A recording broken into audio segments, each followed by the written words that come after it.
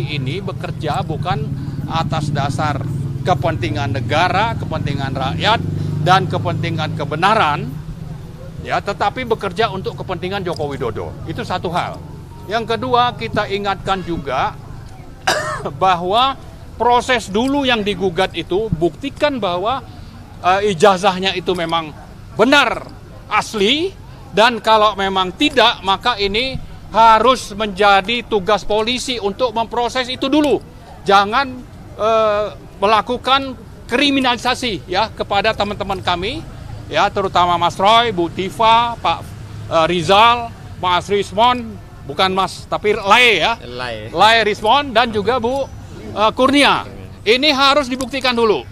Dan yang berikutnya saya juga ingin ingatkan, kalau sampai ini terjadi mengulang kasus Gus Nur dan Bambang Tri, maka polisi sudah melanggar konstitusi, melanggar HAM, dan sebaliknya juga kita ingin supaya teman-teman kita itu diperlakukan seperti seharusnya mengikuti pro justisia, ya. Saya kira ini harus dijalankan. Dan yang terakhir, saya berharap Pak Prabowo itu sekarang jadi presiden.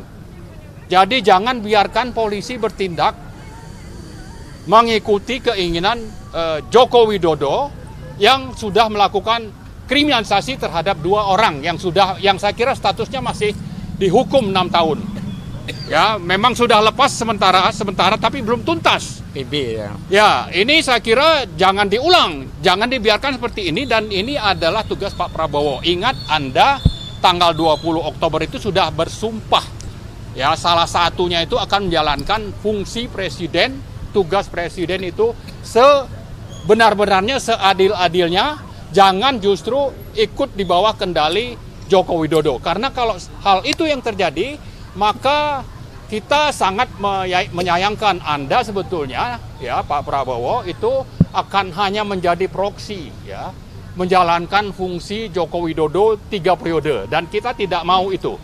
Ya, buktikan bahwa polisi ada di bawah kendali Anda, jangan mengikuti agenda dari Prabowo untuk nanti Jokowi untuk nanti menangkap teman-teman kami tadi. Saya kira itu mungkin. Makasih. Langsung Bang Refli mungkin ya, biar efektif. Maaf. Ya, dipegang aja mungkin. Pegang aja dah, ya. Ya.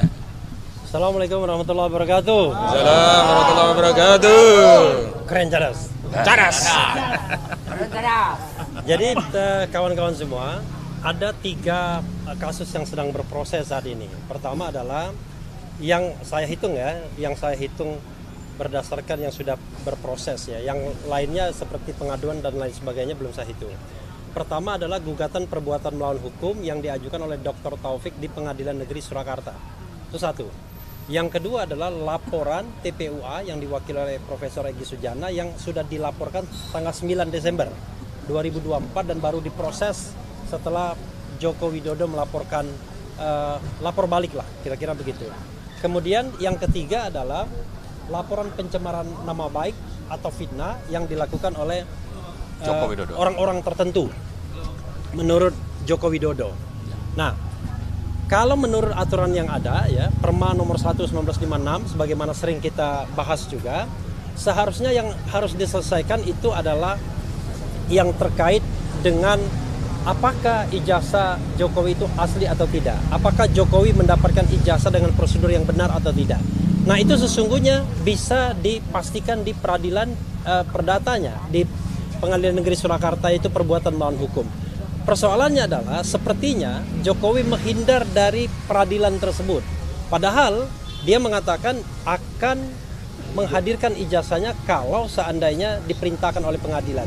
Ketika mediasi, mereka tidak mau menampilkan ijazahnya. Bahkan ijazahnya sekarang konon adanya di Bareskrim Mabes Polri. Itu satu.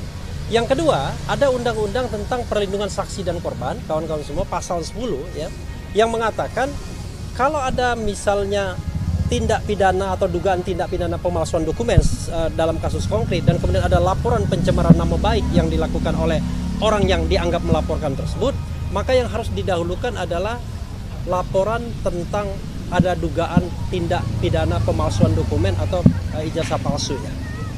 Nah ini terbalik, yang cepat itu adalah pencemaran nama baik dan fitnahnya.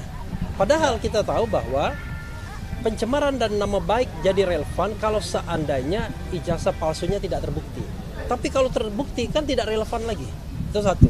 Nah yang kedua yang ingin saya jelaskan juga adalah kalau saya lihat ya sebagai orang hukum menganalisis, sebenarnya tidak ada pasal yang relevan yang bisa dikenakan kepada baik Roy-Suryo, Dr. Tifa maupun calon-calon yang disebut lainnya. Kan yang disebut tuh RS, ES, kemudian T dan K. Kenapa? Kalau kita menggunakan pasal KUHP misalnya, perlu dipahami bahwa Roy-Suryo dan Dr. Tifa ini bertindak untuk kepentingan publik, bukan untuk kepentingan pribadi. Karena itu nggak boleh dikriminalkan.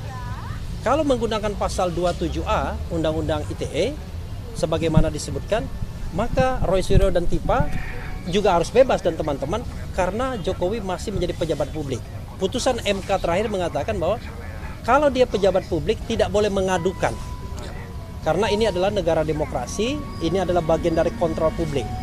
Yang ketiga, pasal 32 dan 35 Undang-Undang ITE yang sanksi hukumnya 8 tahun untuk Undang-Undang 32, 12 tahun untuk Undang-Undang 35 itu tidak relevan diterapkan kepada baik Dr. Tifa maupun yang lainnya. Karena itu adalah bagaimana mengoprak-aprik data elektronik seolah-olah jadi asli dan lain sebagainya. Justru orang yang mengupload itu yang seharusnya dipermasalahkan. Karena saya melihat tidak ada yang relevan seharusnya, maka ini tidak perlu diproses. Itu pendapat saya. Nah, lagi pula ternyata dari informasi yang saya dapatkan, ini tidak jelas siapa yang dilaporkan sampai hari ini.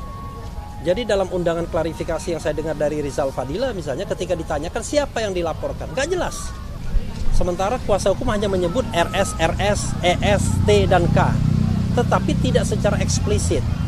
Seharusnya diklarifikasi dulu kepada pelapor, Anda mau melaporkan siapa? Lokus deliktinya di mana? Tempus deliktinya di mana? Kalau sudah clear, barulah ngundang pihak-pihak lain.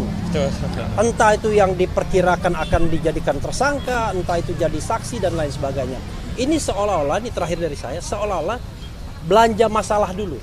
Cari, dapatkan info. Nah, nanti cari lemahnya di mana? Lemahnya di mana, baru kita tersangkakan. Nah, ini kan penegakan hukum yang tidak fair menurut saya ya.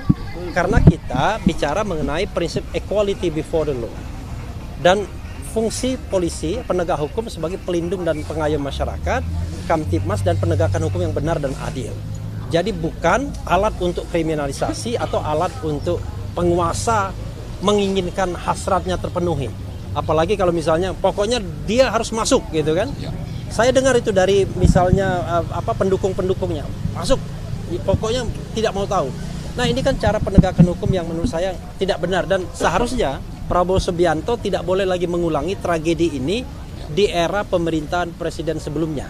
Kita tahu ada Sarganda Nenggolan, ada Anton Permana, Habib Rizik, Habib Bahar, kemudian ada Jumhur Hidayat, Bunda Mary itu ada juga. Edi Mulyadi. Ini orang-orang yang dikriminalisasi bukan karena melakukan kejahatan seperti garong, rampok, korupsi dan lain sebagainya, tetapi karena berpendapat.